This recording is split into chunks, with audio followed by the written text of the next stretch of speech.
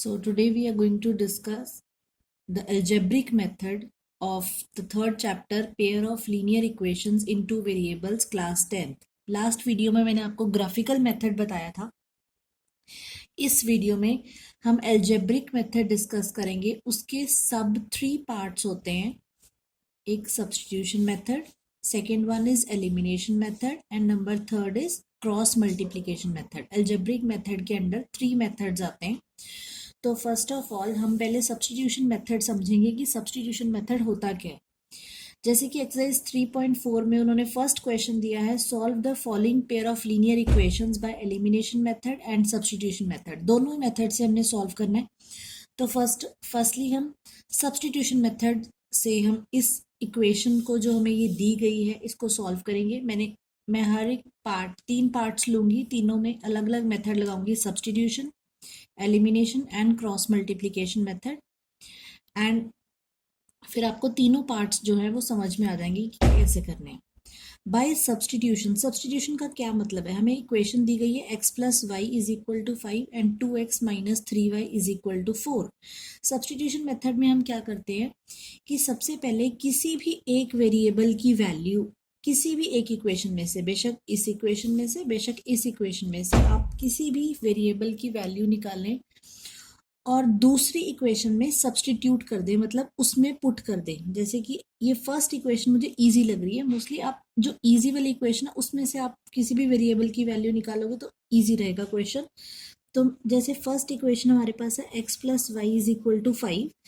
तो यहाँ से x की वैल्यू क्या निकल गई, 5 माइनस y को उधर ले जाएंगे तो ये हमारे पास x वेरिएबल की वैल्यू निकल गई. अब दूसरी इक्वेशन हमारे पास क्या थी, 2x minus 3y is equal to 4. अब ये जो हमने x की वैल्यू यहाँ से निकाली है फर्स्ट इक्वेशन में से, उसको हम सब्स्टिट्यूट कर देंगे दूसरी इक्वेशन में. y x की जगह हम लिख देंगे 5 minus y minus 3y is equal to 4 and you will get, इसको अंदर मल्टीप्लाई कर देंगे तो बन गया 10 minus 2y minus 3y is equal to 4. 10 minus 5y is equal to 4 और we can write it as, variable वाला इसी साइड रखेंगे, नंबर्स को एक साइड ले जाएंगे तो 4, जब ये 10 उधर जाएगा प्लस का है इधर आके माइनस हो जाएगा तो माइनस का 5y is equal to minus 6 plus minus minus, और साइन किसका लगता है, जो बड़े नंबर है. बड़ा नंबर 10 है तो माइनस 6 आ गया, माइनस के साथ माइनस कैंसिल हो गया तो 6/5. This is the value of y. अब जो हमने फर्स्ट इक्वेशन निकाली थी x is equal to 5 minus y, उसमें हम इस y, ये जो y की वैल्यू है ये हमारी 6/5, उसमें पुट कर देंगे 5 माइनस 6/5. अब ये फ्रैक्शन में आ रहा है, ऐसे माइनस होगा नहीं तो हमें एलसीएम लेना पड़ेगा. एलसीएम लेते हैं, 1 और 5 का एलसीएम कितना आ गया, 5. This is 25 minus 6.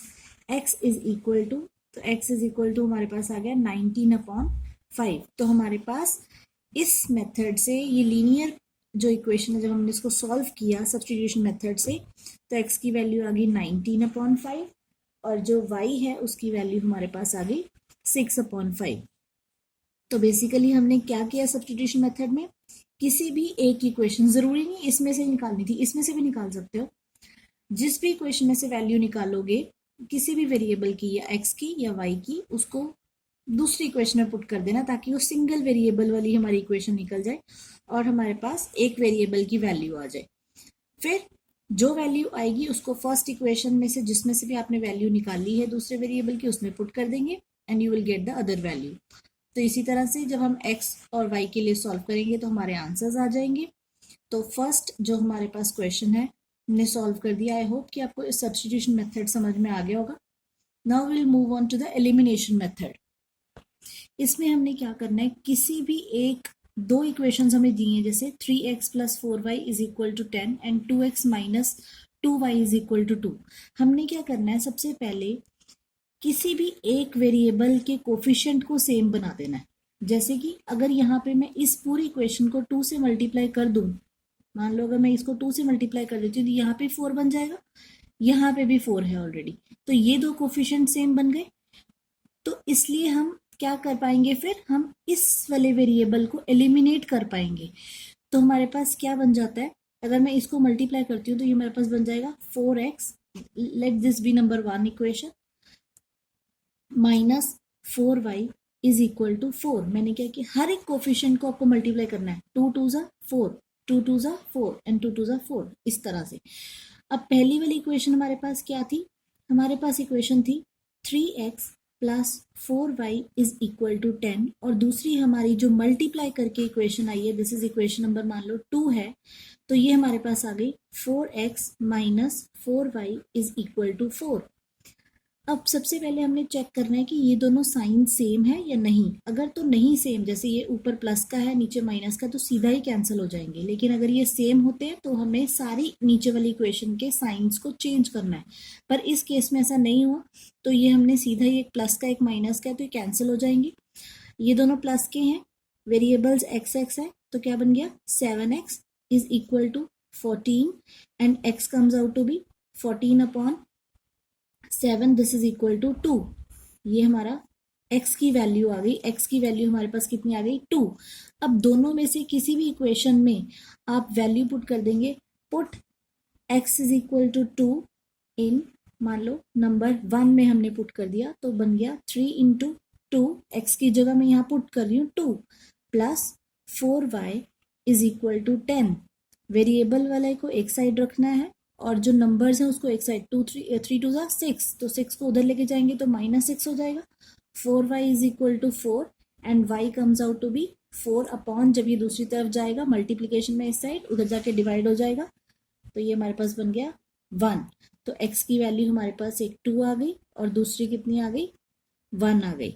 अगर मैं एक और चीज़ बता दूं, अगर आपको चेक करना हो कि हमारा आंसर सही है या नहीं सही है, तो आप किसी भी एक इक्वेशन में वैल्यू पुट करके देख लीजिए।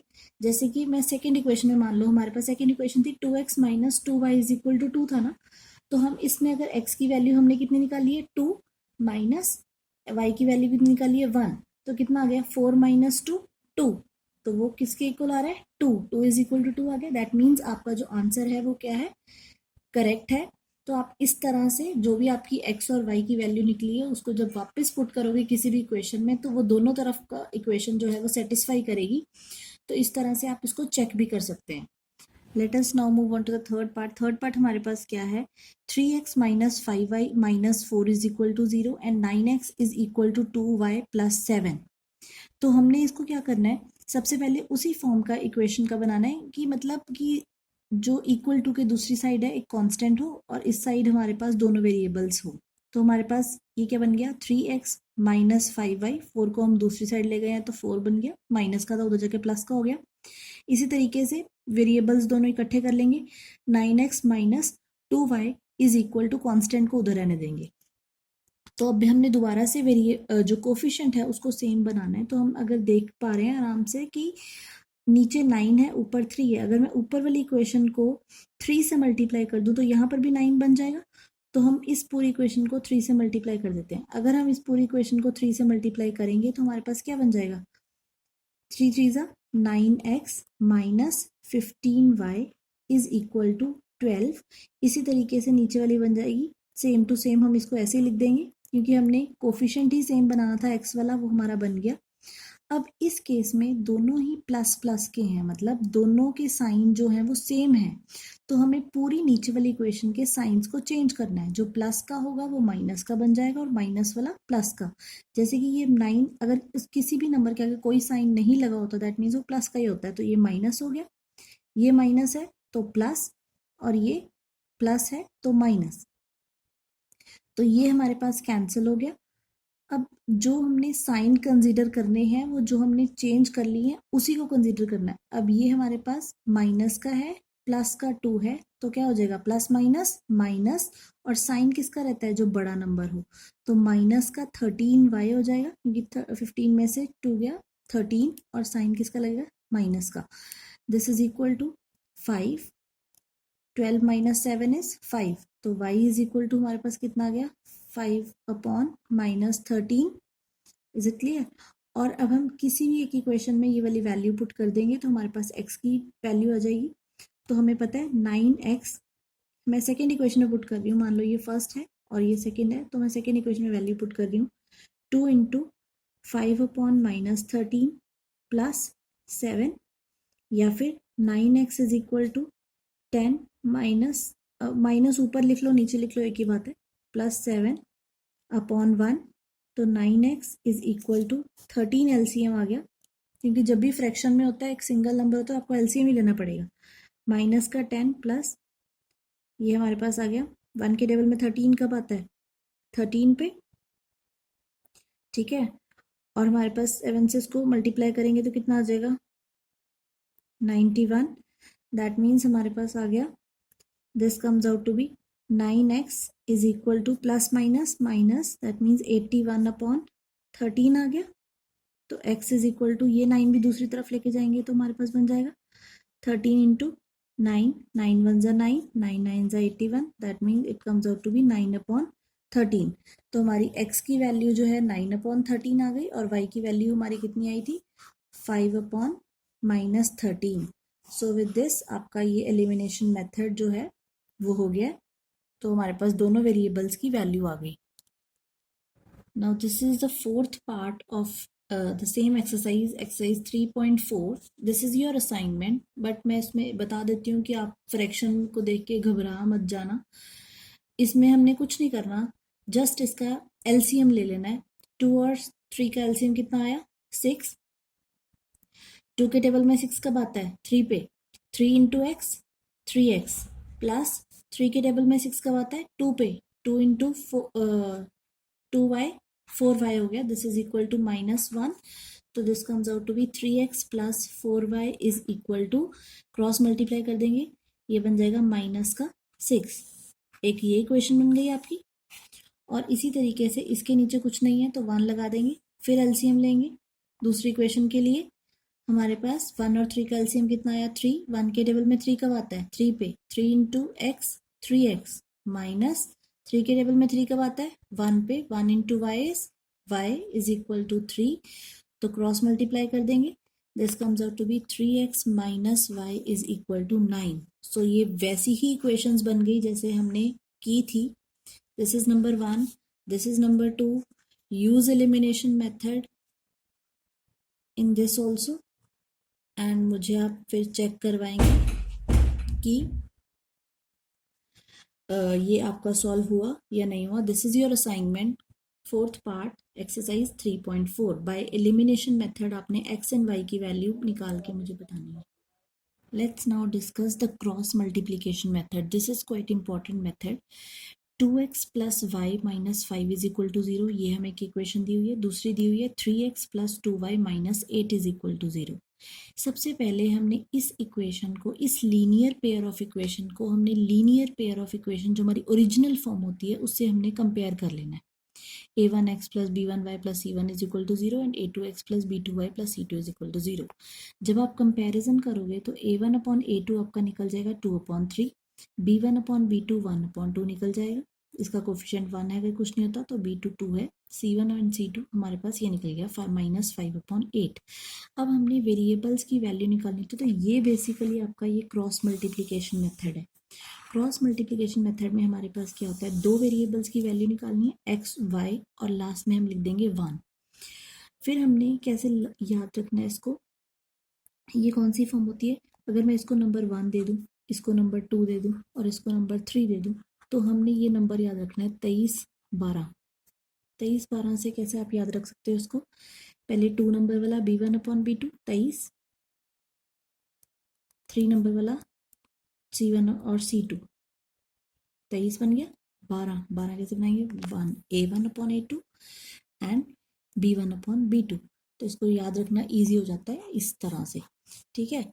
फिर उसके बाद हमने क्या किया, फिर वैसे ही x y 1, अब b1 और b2 की हमने वैल्यू पुट कर दी यहाँ पे 1/2, 1 एंड 2, ठीक है। c1 और c2 की वैल्यू पुट कर दी -5/8 एंड y के नीचे हमने लिख लिया a1/a2, ये था ना, तो 2/3 और 1/2, इस तरह से। अब हमने क्रॉस मल्टीप्लाई कर देना है, किस तरह से करेंगे क्रॉस मल्टीप्लाई, 1 को -8 से किया तो -8, माइनस का साइन हमेशा बीच में आएगा, ये याद रखना है, और 5 into minus 5, 2 into minus 5 minus 10 is equal to लगाना है बीच में y upon minus 5 into 3 is minus 15, बीच में हमने अपने आप से माइनस लगाना है, minus 8 into 2 is minus 16 is equal to 1 upon